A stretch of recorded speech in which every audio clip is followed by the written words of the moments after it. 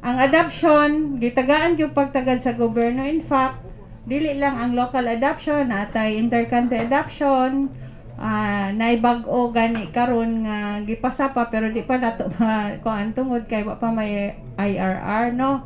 Dahil napay ka nang gitagaan pagutag amnestia nga tungod kay nakita sa gobyerno nga daghan kay giadap-ada para ma-legalize ang adoption.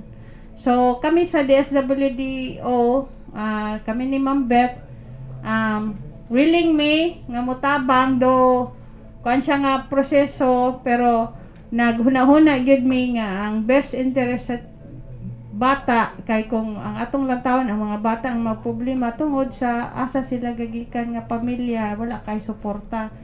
So a child, akong giingon nga child, ang kada usa ka bata deserves a home.